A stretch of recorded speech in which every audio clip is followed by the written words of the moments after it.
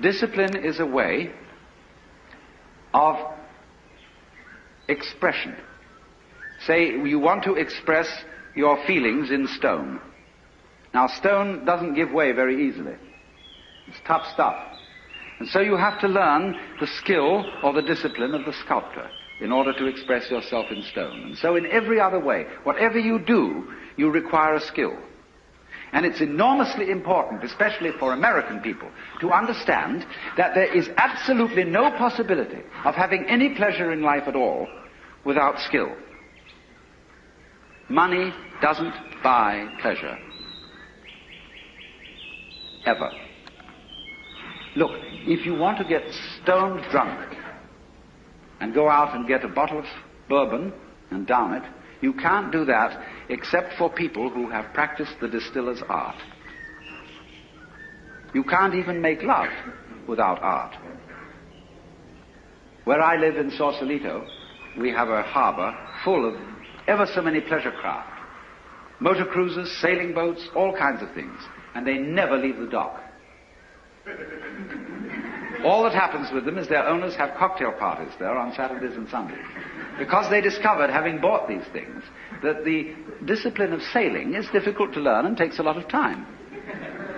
And they didn't have time for it, so they just bought the thing as a status symbol.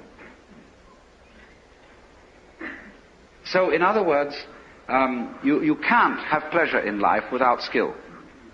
But it isn't an unpleasant task to learn a skill. If the teacher, in the first place, gets you fascinated with it.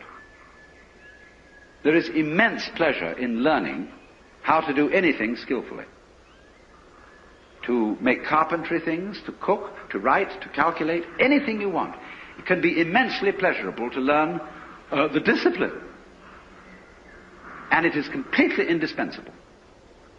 Because look, you may be a very inspired musician. I'm not a musical technologist, you see, and I regret it, but I'm a word technologist.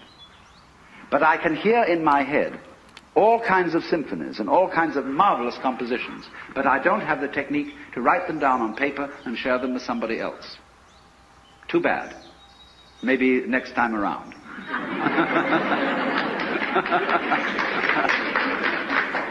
But you see, so far as words are concerned, I can express ideas because I have studied language.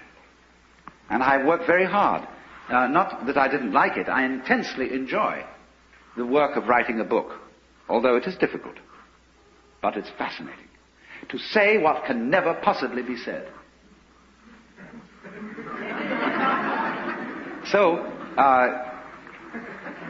you see what's happening. What you have to do, you have inspiration, but then you have to have technique to incarnate, to express your inspiration. That is to say, to bring heaven down to earth. And to express heaven in terms of earth.